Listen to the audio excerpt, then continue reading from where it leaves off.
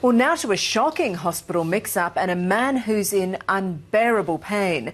Adding insult to injury, he's been put on a waiting list for the essential corrective surgery, and he's uncertain when his suffering will end. I went in to get me kidney removed and they forgot to close me ribs. 1, 2, 3, 4 ribs there. Putting a patient on the waiting list is a form of punishment. It's not his mistake. Steve Swan is in agony. Just getting off the couch can be torture thanks to this huge lump. Well, that's it there. Wow. And there's 2 ribs apart, and that's me bowel and my intestines. And, Protruding through here. Through me ribs, yeah. It must be incredibly sensitive area. Well, it's very tender to touch.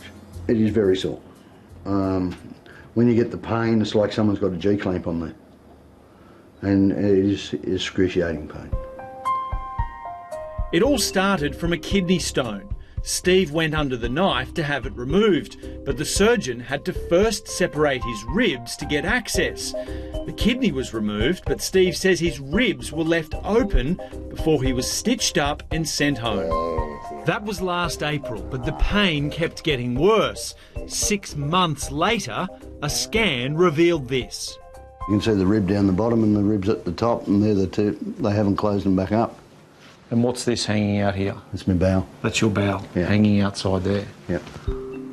God. The same specialist who did the operation showed Steve the scan. He basically just said, well, we've had to open your ribs up to take the kidney out, and we haven't closed them back up.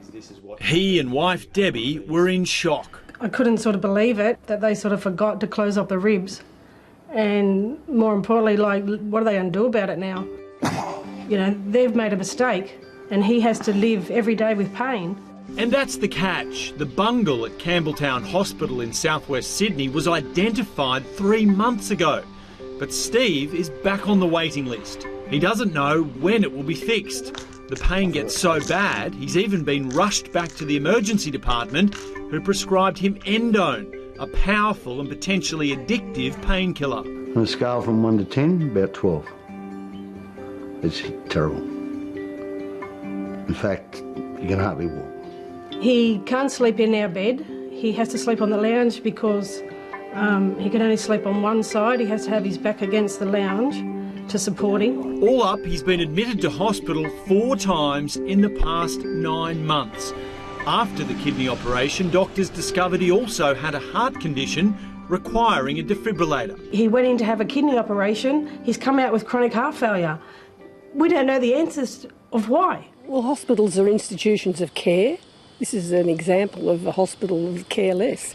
Lorraine Long is from the Medical Error Action Group. She says Steve's painful wait is unforgivable. He should have been attended to immediately, and putting a patient on the waiting list is a form of punishment. It's not his mistake. Southwestern Sydney Local Health is adamant the ribs were closed. Hospital staff have apologised to Mr Swan for any misunderstanding regarding the care and treatment that has been provided. Mr Swan's doctor has again today provided further reassurance that the hernia was not related to the positioning of his ribs. Surgery to repair the hernia has been delayed until February for medical reasons to ensure the best outcome for the patient. Steve's heart condition makes his next surgery more risky.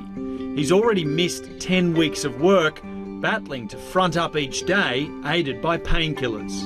I'm very limited what I can do at work.